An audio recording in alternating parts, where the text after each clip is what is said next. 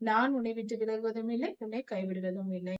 நம்முடைய பிதாவாகிய தேவனுடைய அன்பும் ஆண்டவராகிய இயேசு கிறிஸ்துவின் கிருபையும் சமாதானமும் உங்கள் அனைவரோடும் கூட என்றென்றைக்கும் இருப்பதாக.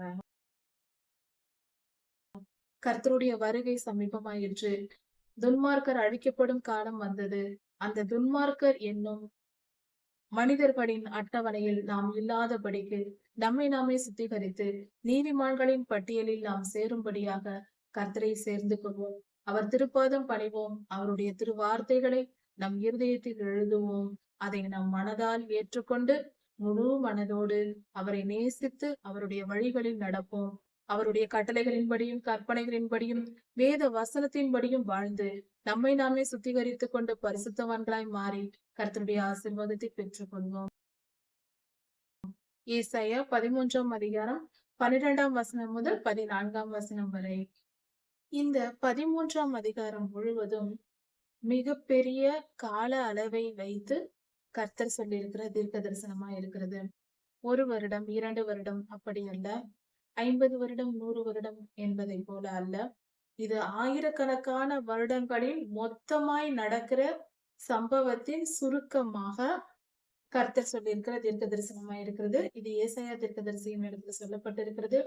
அவர் வாழ்ந்த காலம் சுமார் 700 கிமு 700 முதல் 281 வரை என்று சொல்லப்படுகிறது.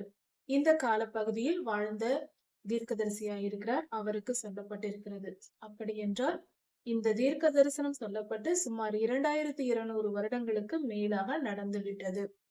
ஆனால் இந்த தீர்க்க தரிசனம் சொல்லப்பட்டிருக்கிற காலம் இன்னும் அந்த சம்பவங்கள் இன்னும் முடியவில்லை, நடந்து கொண்டிருக்கிறது என்று சொல்லலாம். இன்னும் முடியவில்லை. அது அப்படியே தொடர்ச்சியாக ஒவ்வொரு காரியமாய் அந்த தீர்க்க தரிசனத்தின் செயல்கள் எல்லாம் நடந்து கொண்டு வருகிறது. இந்த வேத பகுதியை பொறுமையாக சற்று ஆழமாக தியானித்து பார்க்கும்போது மகா பெரிய அற்புதமான ஒரு காரியம் வெளிப்படுகிறது. அது என்னவென்றால், அது ஒரு விதத்தில் துன்பமான காரியம் என்றாலும் ஒரு விதத்தில் அது நன்மையே. கர்த்தர் எந்த காரியத்தையும் நித்தியமையாய் செய்வதில்லை, நன்மைதான். ஆனால் அது வேதனைக்குரிய காரியமா இருக்கிறது. இந்த உலகத்தில் ஜலப்பிரளயம் வந்தது நோவாவின் காலத்தில். நோவா ஐயாவினுடைய அவர் நீதிமானாய் இருந்தார். அவர் காலத்தில் அவர் குடும்பத்தோடு சேர்த்து 8 பேர், அவர்களை தவிர மற்ற மனிதர்கள் எல்லாரும் அழிக்கப்பட்டார்கள். அது மிகப்பெரிய பேரழிவாய் இருந்தது. கிட்டத்தட்ட அதே போல என்று சொல்ல முடியாது, ஓரளவு அதே போன்ற மிக பெரிய ஒரு அழிவு கர்த்தருடைய 2ஆம் வருகையின் போது நடக்கும் என்று சொல்லப்பட்டிருக்கிறது. இந்த வேத பகுதி அதை சொல்லுகிறது. அதாவது கர்த்தருடைய 2ஆம் வருகையின் சமயத்தில் இந்த காரியம் நடக்கும். இன்றைய நிலைமைக்கு பார்க்கும் பொழுது உலகெங்கும் பல கோடி ஜனங்கள், அதாவது மனித இனம், இப்படி இருக்கிற ஜனக்கூட்டத்தின் மத்தியில் இந்த வேத பகுதி என்ன சொல்லப்பட்டிருக்கிறது? பெருமை பிடித்தவர்கள் துன்மார்க்கர் சங்கரிக்கப்படுவார்கள். அவர்கள் எல்லாம் சங்கரிக்கப்பட்ட பின்பு மீந்து இருக்கிற ஜனங்கள் பார்ப்பதற்கு தங்கத்தை போல அபூர்வமாய் இருப்பார்களாம். பசும் பொன்னை போல தங்கத்தை போல அபூர்வமாய் இருப்பார்கள் என்றால், ஒரு மனிதன் பயன்படுத்துகிற உலோகங்களை பார்த்தால் செம்பு பயன்படுத்துவார்கள், பித்தளை பயன்படுத்துவார்கள், இரும்பை பயன்படுத்துவார்கள். இதெல்லாம் அதிகமாய் அளவின்படி அதிகமாய் பயன்படுத்துவார்கள். அதையெல்லாம் கிலோ கணக்கில் பயன்படுத்தலாம். ஆனால் தங்கத்தை நம்மால் கிலோ கணக்கால் எல்லாராலையும் பயன்படுத்த முடியாது. நாம் அதை கிராம் கணக்கில் வாங்கி பயன்படுத்துவோம். மிக குறைந்த அளவு தங்கமே அதிக விலை உள்ளது.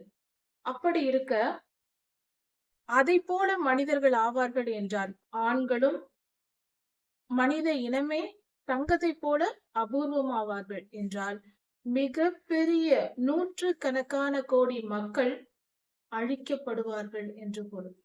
ஏன் அப்படிப்பட்ட காரியம் வருகிறது, யார் அழிக்கப்படுவார்கள் என்பதை குறித்து இந்த வேத பகுதியில் தெளிவாய் சொல்லப்பட்டிருக்கிறது. அதாவது இந்த காரியம் நடக்கும் பொழுது அந்த மனிதர்கள் எப்படிப்பட்டவர்களை கர்த்தர் அழிப்பார், யார் அழிப்பார்கள் என்று நாம் சற்று ஆழமாய் கவனித்து பார்க்கும்போது தெளிவாய் சொல்லப்பட்டிருக்கிறது.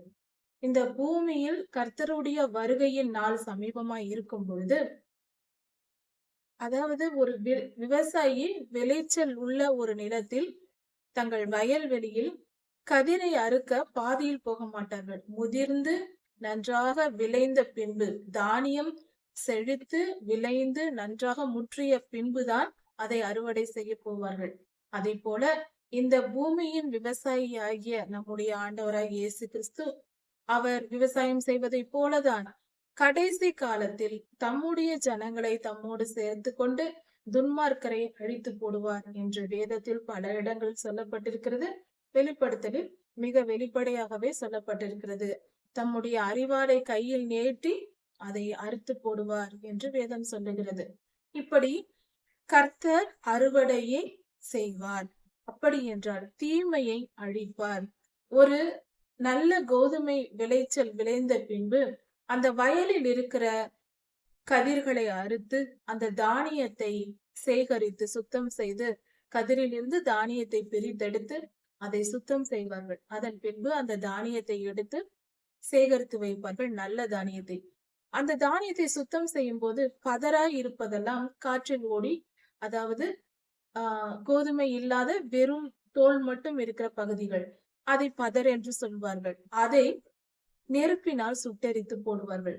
பிஞ்சாய் இருக்கிற தானியங்கள் அவைகளை சுட்டெரித்து போடுவார்கள், பயன்படுத்த முடியாது அதை. அப்படி செய்யும் பொழுது ஒரு காரியம், அந்த பதரை எப்படி சுட்டெரிப்பார்களோ, வேதம் தெளிவாய் சொல்லுகிறது, பதரை போல் சுட்டெரிக்கப்படுவார்கள் துன்மார்க்கர் என்று. கடைசி காலத்தில் கர்த்தர் மிகப்பெரிய துன்பத்தை இந்த பூமிக்கு அனுப்பி தீயவர்களை அழித்து போடுவார். அந்த கர்த்தருடைய அழிவின் போது அழிக்கப்படுகிறவர்கள் பாதாளத்திற்கு தான் போவார்கள். ஏனென்றால் அவர்கள் பாவத்தினால் அழிக்கப்பட்டவர்கள், பாவத்தின் நிமித்தம் கொல்லப்பட்டவர்கள். கர்த்தர் அழிப்பார். சரி, துன்மார்க்கரை எப்படி அழிப்பார் என்றால், இதற்கு மிக தெளிவான விளக்கம் என்ன சொல்லுகிறது? கர்த்தர் தம்முடைய ஜனங்களை ஆயத்தப்படுத்தினார். கர்த்தர் இந்த கடைசி காலத்தில் ஒரு சந்ததியை ஆயத்தப்படுத்துகிறார். தாயின் கருவிலேயே தெரிந்து கொண்டு அந்த சந்ததியை, தீர்க்க தரிசன ஒரு சந்ததியை கர்த்தர் ஆயத்தப்படுத்துகிறார். அப்படி ஆயத்தமாக்கப்பட்ட கர்த்தருடைய சேனை, அவர்களை சேனை என்றே கர்த்தர் சொல்கிறார். கர்த்தர் தம்முடைய ஜனத்தின் சேனையை இலக்கம் பார்த்தார் என்று 10ஆம் 11ஆம் வசனங்களில் சொல்லப்பட்டிருக்கிறது. தம்முடைய சேனை என்றே சொல்லியிருக்கிறார். அப்படி அந்த சேனையை அவர் ஆயத்தப்படுத்தி அந்த தம்முடைய சேனையை வைத்து யுத்தம் செய்து துன்மார்க்கரை அழிக்கிறார். நீதிமான்கள் பரிசுத்தவான்களால் துன்மார்க்கர் அழிக்கப்படுகிறார்கள், கர்த்தர் அழித்து போடுகிறார் என்று வேதம் தெளிவாய் சொல்லுகிறது. இந்த ஒரே அதிகாரத்தில் சொல்லப்பட்டிருக்கிறது. இந்த முடிவு, இந்த வேத பகுதியின் முதல் வசனத்தை பார்க்கும் பொழுது பாபிலோனின் பாரம் என்று சொல்லப்பட்டிருக்கிறது. பாபிலோன் என்றால் முற்காலத்தில் இருந்த ஒரு தேசத்தின் பெயரா இருக்கிறது. அப்படி என்றால் இது ஒரு நாட்டை குறிக்கிறதா என்றால், இந்த அதிகாரம் முழுவதையும் படித்து பார்க்கும் பொழுது அது அப்படி இல்லை என்றே தெரிகிறது. இது ஒரு தேசத்தை மட்டும் குறிப்பதல்ல, இது உலகம் முழுவதும் இருக்கிற தீயவர்களை குறிக்கிறது. பாபிலோன் என்றால் தீயவர்களின் கூட்டத்திற்கு தான் அந்த பெயர் வேதத்தில் சொல்லப்படுகிறது. துன்மார்க்கமாய் நடக்கிறவர்கள். சரி, துன்மார்க்கம் என்றால் என்ன? பெருமை.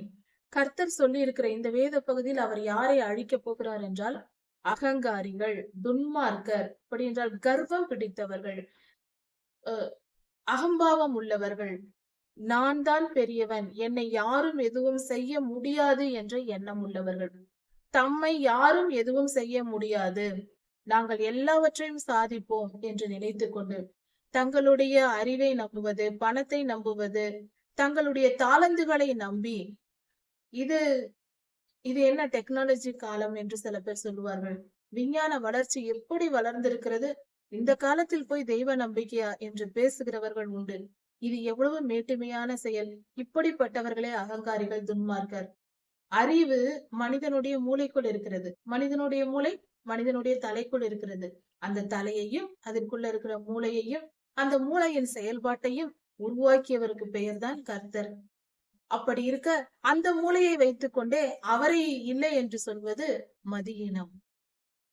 ஒருபோதும் அப்படி சொல்லக்கூடாது.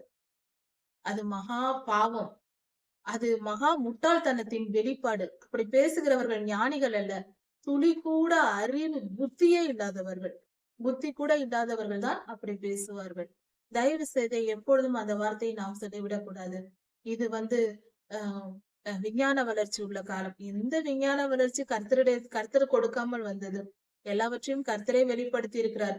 விஞ்ஞானிகளின் மூளையை சிருஷ்டித்தவர் அவர், விஞ்ஞானிகளின் மூளையை செயல்பட வைத்தவர் அவர், அந்த மூளைக்கு விஞ்ஞானத்தை சொல்லி கொடுத்தவரும் கர்த்தரே. அப்படி இருக்க அந்த மூளையை வைத்துக்கொண்டே நம்ம அவரை பேசக்கூடாது. நம்மால் முடிந்தால் ஒரு மூளையை தயாரித்து ஒரு மனிதனை உருவாக்கி நாம எதையாவது செய்து ஒன்றுமே இல்லாத ஒரு நிலையில் வார்த்தையை சொல்லி ஆண்டவர் சிருஷ்டித்தது போல நம்மால் சிருஷ்டிக்க முடியுமானால் அப்பொழுது பேசிக்கொள்ளலாம். அப்பொழுது அப்படி முடியாது என்னும் போது வாயை மூடிக்கொண்டு கர்த்தருக்கு கீழ்ப்படிந்து அடங்கி நடப்பதே நல்லது. இது மகா முட்டாள்தனமா இருக்கிறது. எப்படி இப்படிப்பட்ட எண்ணங்கள் தோன்றுகிறது? கர்த்தர் மேல் அன்பு இல்லை, கர்த்தரிடத்தில் உறவு இல்லை. நம்மை படைத்த தகப்பனை நாம் மறந்து போன கேவலமான ஒரு மனநிலை தான் இது. ஆம், அந்த நிலை மகா கேவலமான நிலை. நம்மை மறந்து, நாம் யார் என்பதை மறந்து, நம் பரம தகப்பனை மறந்து வாழ்வது அது நல்ல வாழ்க்கை அல்ல. உணர்ந்து கொள்வோம். இப்படியாக கர்த்தருடைய வருகையின் நாட்கள், அந்த நாட்களுக்கு முன்பாக, கர்த்தருடைய அந்த வருகையின் நாட்களுக்கு முன்பாக மிகப்பெரிய ஒரு பேரழிவு ஏற்படும். வெளிப்படுத்தல் புத்தகத்திலும் அந்த காரியங்கள் வெளிப்படையாக கொஞ்சம் விளக்கமாக சொல்லப்பட்டிருக்கிறது என்று சொல்லலாம். முதலில் 7 முத்திரைகள் உடைக்கப்படுவது, 7 எக்காலங்கள் ஊதப்படுவது, 7 கோப கலசங்கள் ஊற்றப்படுவது, 7 கோப கலசங்கள் ஊற்றப்படுவது, இதெல்லாம் கர்த்தருடைய வருகைக்கு முன்பாக இந்த பூமியில் நடக்கிற மிகப்பெரிய பேரழிவுகள். இதை கர்த்தரே அனுப்புகிறார் என்று வேதம் சொல்லுகிறது, தீமையை அழிப்பதற்காக. அதாவது நம் வீட்டில் தினமும் குப்பைகளை கூட்டுவோம். அந்த குப்பைகளை எடுத்து சுத்தம் செய்து நெருப்பில் போட்டு கொளுத்தி விடுவோம். ஒருவேளை அந்த குப்பைகளை கூட்டாமலே தினமும் வீட்டில் அப்படியே இருந்தால் வீட்டின் நிலை என்ன? அந்த வீட்டில் நம்மால் நிம்மதியா இருக்க முடியுமா? ஒரு நாள் கூட்டாவிட்டாலும், அதை சுத்தம் செய்யாமல் குப்பைகளை எடுத்து தூக்கி எறியாவிட்டாலும் அந்த வீடு தெளிவா இருக்காது அல்லவா? அது போல இந்த பூமியையும் கர்த்தர் சுத்திகரிக்க, இதில் இருக்கிற தீமைகளை அகற்றி போட கர்த்தர் நமக்கு உதவி செய்கிறார். அதுதான் இந்த தீமையை அழிப்பது. ஏனென்றால் அப்பொழுதுதான் நன்மை வாழ முடியும். பரிசுத்தவான்கள், நீதிமான்கள் வாழ வேண்டும் என்றால் துன்மார்க்கருக்கு முடிவு வந்தால்தான் முடியும். இல்லை என்றால் துன்மார்க்கர் நீதிமான்களை அழித்து போடுவார்கள். துன்மார்க்கர் என்றால் யார் என்றால் மிக தெளிவாக 2 வார்த்தையில் சொல்லலாம். ஒன்று, அவர்கள் பெருமை பிடித்தவர்கள், சுயநலமாய் இருப்பார்கள். இந்த 2 காரியங்களையும் பார்க்கலாம். இவர்களின் செயல்பாடு எப்படி இருக்கும் என்றால் இரத்தம் சிந்துதலை விரும்புகிறவர்களாய் இருப்பார்கள். கொலை செய்கிற எண்ணம் இருக்கும். யாரையும் கொன்று போட துணிவார்கள். இவர்களும் அதாவது முற்றிய நிலை, கர்த்தர் நியாய தீர்ப்பு கொடுக்கும் நிலையில் இருப்பவர்கள். அப்படி என்றால் பாவத்தின் முழுமையை அடைந்தவர்கள் தான் இப்படி இருப்பார்கள்.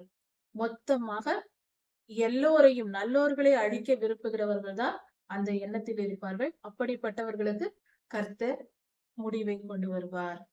இந்த காலம் வருவதற்கு முன்பாக கர்த்தர் வெளிப்படுத்தின காரியம் இது. ஒரு மிகப்பெரிய வானத்திலிருந்து இறங்குகிற ஒரு கட்டிடம் போன்ற ஒரு கருப்பான ஒரு அமைப்பு. ஒரு கட்டிடம் போல இருக்கிறது, கருப்பாய் இருக்கிறது. அது வானத்திலிருந்து கீழே இறங்குவதாக கர்த்தர் ஒரு தரிசனத்தை கொடுத்திருக்கிறார். இந்த தீர்க்க தரிசனத்தின் பொருள் தீமை இந்த வேத பகுதிக்கு பொருந்தக்கூடியதா இருக்கிறது. இங்கு பாபிலோன் என்று சொல்லப்பட்டிருக்கிற தீய மனிதர்களை குறிக்கிறது. அதே தீய மனிதர்களை தான் இந்த தரிசனமும் குறிக்கிறது. அது வானத்திலிருந்து கீழே மிக மிக மெதுவாக இறங்கி வருகிறது. அப்படி என்றால் கர்த்தர் சொல்லியிருக்கிற இந்த வேத பகுதியில் நடக்க போகிற காரியங்கள், இந்த பூமியில் மிகப்பெரிய ஒரு அழிவு உருவாவதற்கு முன்பாக அது வானத்திலிருந்து கீழே இறங்குகிறது. அப்படி என்றால் பொல்லாத ஆவி, பாபிலோன் என்று சொல்லும் பொழுது வலு சர்ப்பத்தின் ஆவி வானத்தில் இருந்தது, அது கொஞ்சம் கொஞ்சமாக பூமிக்கு இறங்கி கொண்டிருக்கிறது. வெளிப்படுத்தல் புஸ்தகம் 12ஆம் அதிகாரத்தில் இதை குறித்து தெளிவாக சொல்லப்பட்டிருக்கிறது. அது வானத்திலிருந்து கீழே விழுந்தது என்று. அது இப்பொழுது விழுந்து கொண்டிருக்கிறது. கீழே வந்தவுடன் அதனுடைய அது கீழே விழுவதற்கு முன்பாகவே பூமி இந்த நிலையில் இருக்கிறது, மகா கொடூரமாய். அது விழுந்தவுடன் இந்த பூமியில் மிகப்பெரிய ஆபத்துகள் நடக்கும். அது மிகப்பெரிய தீமைகள், பரிசுத்தவான்களுக்கும் நீதிமான்களுக்கும் மிகப்பெரிய கொடுமைகள் இழைக்கும். அந்த காலத்தில் நாம் கர்த்தருடைய பாதுகாப்பை நம்பி நாம் இருக்க வேண்டியது அவசியம். விசுவாசத்தோடு கர்த்தரை அண்டிக் கொள்வோம். நாம் பரிசுத்தம் அடைவோம். நம்மிடத்தில் குறைகள் இருக்கும் பொழுதே பொல்லாத ஆவிகளுக்கு நம்மேல் அதிகாரம் உருவாகும். அதனால் நம்மிடத்தில் குறை இல்லாமல், குற்றம் இல்லாமல், நம்மிடத்தில் எந்த தவறும் இல்லாமல் பரிசுத்தமாய் வாழ பழகிக் கொள்வது நல்லது. வார்த்தையிலும், செயலிலும், பார்வையிலும், நடையிலும், நம்முடைய எல்லா அசைவுகளிலும் பரிசுத்தம் இருக்க வேண்டும். நாம் கண்களை திருப்பி ஒரு இடத்தை பார்க்கிறோம் என்றால் கூட அது தீய நோக்கத்தோடு இருக்கக்கூடாது. நம் கண்களை கர்த்தருக்கு அர்ப்பணிக்க வேண்டும். நம் வாயின் வார்த்தைகளை கர்த்தருக்கு அர்ப்பணிக்க வேண்டும். நாம் எதையாவது பேசுவது என்றால் வாய் தவறி தவறாக ஒரு வார்த்தை கூட பேசிவிடக் கூடாது. பாவத்தை செய்யவும் கூடாது. பாவத்திற்கு உடன்படவும் கூடாது. அதையும் ஜாக்கிரதையை நினைத்துக் கொள்ள வேண்டும். இருதயத்திலும் தீய எண்ணங்களை நாம் வரவிடக்கூடாது. நினைவுகளிலும் பரிசுத்தமாய் இருக்க வேண்டும். நாம் செயல்களில் பரிசுத்தமாய் இருக்க வேண்டும். நம் கைகளை நாம் பாதுகாத்துக் கொள்ள வேண்டும். நம்முடைய கால்களை நாம் எங்கு போகிறோம் வருகிறோம் என்பதை கவனமாய் இருக்க வேண்டும். ஒரு அடி நம் வீட்டிலேயே எடுத்து வைத்தால் கூட அதில் கவனமாய் இருக்க வேண்டும். அப்படி என்றால் தீய நோக்கத்தோடு எந்த அடியும் எடுத்து வைக்க கூடாது. எந்த இடத்திற்கும் போகக்கூடாது. கர்த்தருக்கு அருவருப்பான செயலை செய்ய நம் கால்கள் நடக்கக்கூடாது. விக்கிரக ஆராதனையா இருக்கலாம், விக்கிரகங்களுக்கு படைக்கப்பட்டதை புசிப்பதாக இருக்கலாம், அல்லது விக்கிரக ஆராதனைக்காரர்களோடு பேசுவதோ பழகுவதோ அவர்களோடு உறவாடுவதாக கூட இருக்கலாம். அதுவும் இப்படிப்பட்ட பாதிப்பை கொண்டு வரும்.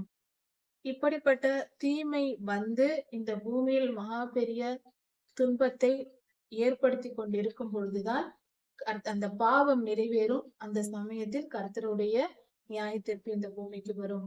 அப்பொழுது கர்த்தர் என்ன செய்வார் என்றால், வானத்தில் இருந்து அவர் செய்யும் செயல்கள், வானத்தின் சத்துவங்கள் அசைக்கப்படும் என்று சொல்லப்பட்டிருக்கிறது. வானத்தில் அவர் செய்யும் செயல்கள் பூமியை அதிர்ந்து போகுமாம். வானத்தில் மாற்றத்தை ஏற்படுத்தி பூமியை அதிர பண்ணுவார் என்று வேதம் சொல்லுகிறது.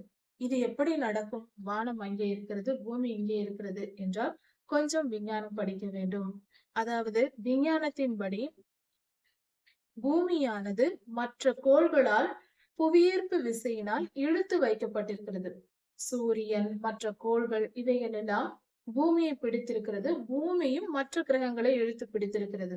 காந்த சக்தி ஒன்றுக்கொன்று செயல்படுவதனால்தான் அது அதினதின் நிலையில் நிற்கிறது.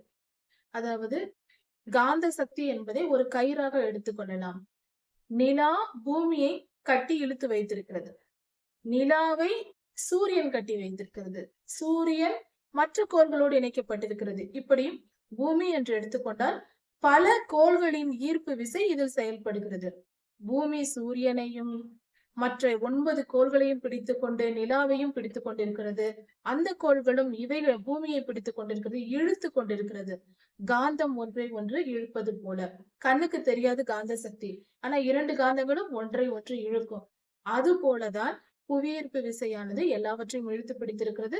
மற்ற கிரகங்களுக்கும் ஈர்ப்பு விசை இருப்பதினால் அவைகளும் இதை பிடித்திருக்கிறது. அப்படி என்றால் அதனால் அந்த ஓட்டம் நடக்கிறது, சுற்றி கொண்டே திரிகிறது. ஆனால் இதில் முக்கியமான காரியம் ஒன்றை ஒன்று ஈர்க்கிறது என்பதே. இப்படி இருக்கும் பொழுது வானத்தில் ஒரு நிலாவில் ஒரு சிறு மாற்றம் வந்தாலும் அது பூமியை பாதிக்கும். சூரியனில் ஒரு மாற்றம் வந்தால் அது பூமியை பாதிக்கும். அல்லது மார்ஸில், அந்த கோளில் வந்து செவ்வாய் கோளில் எல்லாம் வந்தால் அதில் ஏதாவது ஒரு மாற்றம் வந்தாலும் அது பூமியை பாதிக்கும். வேதம் சொல்லுகிறது, பூமி குலுங்கத்தக்கதாய் வானத்தில் மாற்றம் ஏற்படும் என்று.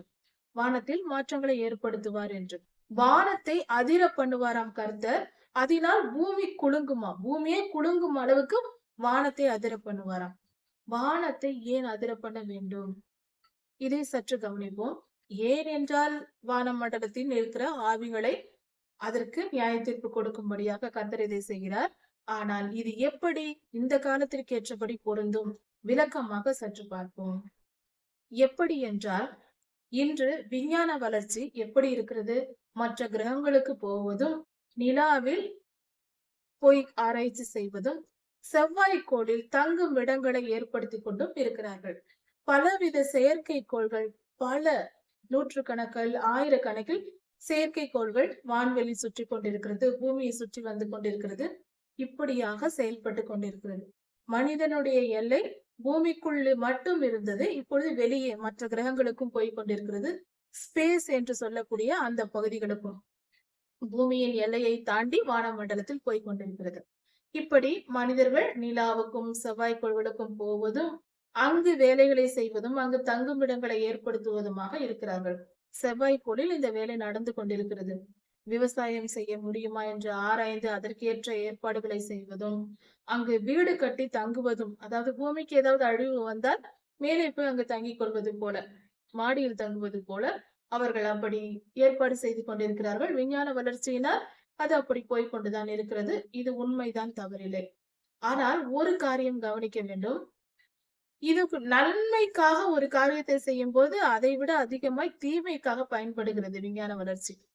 நன்மை 100% என்றால் தீமை நன்மை 10% என்றால் தீமை 100%த்திற்கு உலகம் பயன்படுத்துகிறது. மனிதர்களின் எண்ணம் எப்படியோ அப்படித்தான் அவர்களுடைய பயன்பாடும் இருக்கிறது விஞ்ஞானத்தில். அதாவது பூமியில் ஒரு தேசத்திற்கும் இன்னொரு தேசத்திற்கும் யுத்தம் நடந்தால் மிகப்பெரிய பேரழிவு நடக்கிறது. மனித உயிர் போகிறது. இதை தடுப்பதற்காக இன்று உலக அரசியல் தலைவர்களுடைய எண்ணம் எப்படி இருக்கிறது என்றால், யுத்தம் செய்வதென்றால் பூமியில் செய்யாதே, நேராக செவ்வாய்க்கு போ, அங்கே போய் ஒருவருக்கொருவர் யுத்தம் செய்து கொள்ளுங்கள் என்று சொல்லும்படியாக, இதோ விளையாட்டு பேச்சு போல, ஆனால் இது மிகப்பெரிய காரியம். அங்கு போய் யுத்தம் செய்யும்படியாக திட்டங்கள் பல ஆண்டுகளாக அந்த ஒரு யோசனையும் அதற்கேற்ற காரியங்களும் செயல்பட்டு கொண்டிருக்க, ஆராய்ச்சிகளும் மேற்கொண்டு வருகிறார்கள். யுத்தம் என்றால் அங்கு போகும்படியாக. ஆனால் இது நடக்குமா, இப்படியெல்லாம் செய்ய முடியுமா என்றால், வேதம் சொல்லுகிறது வார்த்தையின்படி இது நடக்கும் என்பதே உண்மை. வேதம் அதைதான் இங்கு சொல்லுகிறது. கர்த்தர் சொல்லுகிறார், வானத்தை நான் அதிர பண்ணுவேன், அதனால் பூமி அசைந்து குலுங்கும்படியாக, பூமி அதிரும்படியாக வானத்தை நான் அதிர பண்ணுவேன் என்று சொல்லுகிறார். இப்பொழுது கர்த்தர் சொன்ன வார்த்தையும் விஞ்ஞானிகளின் நோக்கமும் ஒன்றாய் இருக்கிறது. வானம் அதிரும் என்றால் எப்படி அதிரும்? யுத்தம் நடந்தால் அதிரும். 2 தேசங்கள் ஒன்று போய் வானத்தில் சண்டையிட்டால் அவர்கள் சும்மா தனி மனிதனாகவோ 1000 பேரை கூட்டிக் கொண்டோ போய் வானத்திலும் செவ்வாயிலும் யுத்தம் பண்ண மாட்டார்கள். இவர்கள் ரோபோக்களை ஆயத்தப்படுத்துவார்கள், இவர்களும் ரோபோக்களை ஆயத்தப்படுத்துவார்கள். எல்லாம் போய் அங்கு யுத்தம் செய்யும். அதாவது ரோபோக்கள் தான் யுத்தம் செய்யும், அல்லது ராக்கெட்டுகள், இதைதான் பயன்படுத்துவார்கள். மனித உயிர்கள் இருக்காது. அதுதான் அவர்கள் நோக்கமே அல்லவா? மனித உயிர்கள் பாதிக்கப்படக்கூடாது என்பது. அதனால் இப்படி நடக்கும் பொழுது ஒரு சிலர் மனிதர்கள் செல்லலாம், ஆனால் அதிகமாய் மக்கள் தொகை இருக்காது. அங்கு மேலே போவது என்பது சாதாரண விஷயம் அல்ல. அதனால் ரோபோக்களை பயன்படுத்தி யுத்தம் செய்தார்கள் என்றால், அங்கு வானத்தின் சத்துவங்கள் பாதிக்கப்பட்டால் பூமியும் குலுங்கும், அதிரும். ஏனென்றால் முதலில் வான மண்டலத்தில் ஏற்பட்ட பாதிப்பினால்தான் நோவாயாவின் காலத்தில் வானத்தின் ஊற்றுக்கண்கள் திறந்தது, பூமியின் ஊற்றுக்கண்கள் திறந்தது, வானத்தின் மதகுகள் திறந்தது என்று சொல்லப்பட்டிருக்கிறது. வானத்திலிருந்து அதிக நீர் கொட்டிற்று. வானத்தில் ஏற்பட்ட மாற்றம். அதற்கு முன்பாக ஒரு நல்ல தட்பவெப்பநிலை இருந்தது. இந்த ஜலப்பிரளயத்திற்கு பின்புதான் பூமி 23.5 டிகிரி சாய்ந்தது என்றும் சொல்லப்படுகிறது. அதனால்தான் காலநிலை மாற்றம் எல்லாம் இப்பொழுது வருகிறது. ஆரம்பத்தில் ஒரே காலநிலையாக தான் இருந்தது. வெயில் காலம், மழைக்காலம், குளிர்காலம் என்று இல்லை. இந்த நோவாயாவின் ஜலப்பிரளயத்திற்கு பின்பாக தான் இந்த காரியங்கள் நடந்தது. அப்படி என்றால் இதை ஆராய்ந்து பார்க்கும்போது வான மண்டலத்தில் ஏற்படுகிற பாதிப்பானது பூமியை பாதிக்கும். அதனால் வானத்தில் யுத்தம் நடக்கும். இது விஞ்ஞானிகளின் நினைவுகளும் கர்த்தருடைய தீர்க்க தரிசனமும் பொருந்துகிறது. ஒன்று. இன்னொரு காரியம், நிலாவானது சந்திரன் இரத்தம் ஆகும் என்று வேதவசனம் சொல்லுகிறது. கர்த்தர் கடைசி கால அடையாளங்களை சொல்லும் போது சந்திரன் இரத்தம் ஆகும், சூரியன் ஒளி கொடாதிருக்கும் என்று சொல்லப்பட்டிருக்கிறது. இந்த காரியங்கள் எல்லாம் இந்த காற்று மண்டலத்தில் ஏற்படுகிற மிகப்பெரிய பாதிப்பினால் உண்டாகும். அதாவது இவர்கள் போய் நிலாவிலோ மற்ற கிரகங்களிலோ அவர்கள் யுத்தம் செய்தாலோ அல்லது பூமியில் செய்கிற யுத்தத்தினாலோ அதிக புகையும் காற்றும் எழும்பும் போது சூரிய வெளிச்சம் மறைக்கப்பட்டு சந்திரன் சிகப்பாக தெரியும், சூரிய ஒளியும் அதிகம் இல்லாத அளவுக்கு. இது மிகப்பெரிய அளவில் யுத்தம் வந்தால் இப்படி நடக்கும் பூமி முழுவதும். இப்படிப்பட்ட காரியங்கள் நடக்கும். அதாவது விஞ்ஞானத்தை ஆராய்ந்து பார்க்கும் போது தீர்க்க தரிசனத்தையும் சேர்த்து வைத்து பார்க்கும்போது இது நடக்கும், பொருந்தும் என்று சொல்லுகிறது. நாம் வேத வசனத்தை விசுவாசித்தால் போதுமானது. விஞ்ஞானமும் அதை தான் சொல்லுகிறது. இவர்கள் அறியாமல் போகிற விஞ்ஞானிகளின் கண்டுபிடிப்பும் உலகத்தின் செயல்பாடுகளும் அறியாமலே போய்க் கொண்டிருக்கிறார்கள். ஆனால் வேதத்தில் தெளிவாய் சொல்லப்பட்டிருக்கிறது. கர்த்தர் சொல்லியதை தான் அவர்கள் அறியாமலே நிறைவேற்றிக் கொண்டிருக்கிறார்கள் என்பதுதான் உண்மை. நம்மை நாம் ஞானிகள் என்று எண்ணிக்கொண்டு கர்த்தருடைய வார்த்தைக்கு விரோதமாக பேசவோ செய்யவோ கூடாது. இப்படிப்பட்ட காரியங்களும் நடக்கும். இந்த வேத பகுதியிலும் அது சொல்லப்பட்டிருக்கிறது. வானத்தை அதிர பண்ணி பூமி தன்னிடத்தை விட்டு நகரும்படி அந்த அளவுக்கு மாறுமாம். மிகப்பெரிய மாற்றம் வந்தால்தான், பூமி என்பது ஒரு சிறிய பந்தல்ல, சுலபமாக நகர்த்தி விடுவதற்கு அவ்வளவு பெரிய பூமியை நகர்ந்து போகும்படிக்கு, நீங்கும்படிக்கு அந்த அளவுக்கு இருக்குமாம் அதனுடைய வல்லமை. வானத்தில் ஏற்படுத்த போகிற, கர்த்தர் ஏற்படுத்த போகிற ஒரு வல்லமை. மிகப்பெரிய தீங்கு வானத்தில் முதலில் நடக்க போகிறது. அதன் பாதிப்பு பூமியில் தெரியும். துரத்தப்பட்ட வெளிமானை போலும், யாரும் சேர்த்து கொள்ளாத ஆட்டை போலும் இருப்பார்கள். தீயவர்களுக்கு இப்படிப்பட்ட நியாய தீர்ப்பு வரும் பொழுது அவர்கள் மிகவும் தனித்திருப்பார்கள். அதிகமான ஜனங்கள் கொல்லப்படுவார்கள். மீந்திருப்பவர்களும் தனித்து விடப்படுவார்கள். ஒருவருக்கொருவர் ஆதரவு இருக்காது. தனித்திருந்து துன்பப்படுவார்கள் என்று பொருள். அவரவர் தங்கள் தேசத்திற்கு ஓடி போவார்கள். அவர்கள் தங்கள் முகத்தை திருப்பி தங்கள் தேசத்திற்கு ஓடி போவார்கள் என்றால், இஸ்ரவேல் தேசத்துக்கு விரோதமாய் எழும்பிய ஜனங்கள் ஓடி போவார்கள் என்று பொருள். அதாவது கர்த்தருடைய ஜனங்களுக்கு விரோதமாய் எழும்பினவர்கள் பின்னிட்டு திரும்புவார்கள், தோற்று போய் ஓடுவார்கள் என்பது பொருள். இப்படியாக கர்த்தர் சொல்லிய வார்த்தைகள், அவருடைய தீர்க்க தரிசனங்கள் எல்லாம் சத்தியமானவை. அவை என்றும் மாறாது. அதில் எந்த ஒரு நிறைவேறாத விஷயங்களும் இல்லை. எல்லாம் நிறைவேறும். கர்த்தரை விசுவாசிப்போம். கர்த்தருக்கு பிரியமானவர்களாய் நாம் பரிசுத்தம் அடைவோம். கர்த்தருடைய வருகை சமீபமாயிற்று. துன்மார்க்கர் அழிக்கப்படும் காலம் வந்தது. அந்த துன்மார்க்கர் என்னும் மனிதர்களின் அட்டவணையில் நாம் இல்லாதபடிக்கு நம்மை நாமே சுத்திகரித்து நீதிமான்களின் பட்டியலில் நாம் சேரும்படியாக கர்த்தரை சேர்ந்து கொள்வோம். அவர் திருப்பாதம் பணிவோம். அவருடைய திருவார்த்தைகளை நம் இருதயத்தில் எழுதுவோம். அதை நம் மனதால் ஏற்றுக்கொண்டு முழு மனதோடு அவரை நேசித்து அவருடைய வழிகளில் நடப்போம். அவருடைய கட்டளைகளின்படியும் கற்பனைகளின்படியும் வேத வசனத்தின்படியும் வாழ்ந்து நம்மை நாமே சுத்திகரித்துக் கொண்டு பரிசுத்தவான்களாய் மாறி கர்த்தருடைய ஆசீர்வாதத்தை பெற்றுக் கொள்வோம். நித்திய ஜீவனையும் சுதந்திரித்துக் கொண்டு கர்த்தருடைய பிள்ளைகளாய் என்றென்றும் நிரந்தரமாய் வாழலாம். கர்த்தர் உங்களை ஆசீர்வதிப்பாராக. இதன் தொடர்ச்சியை அடுத்த செய்தியில் பார்க்கலாம். மாரநாதா.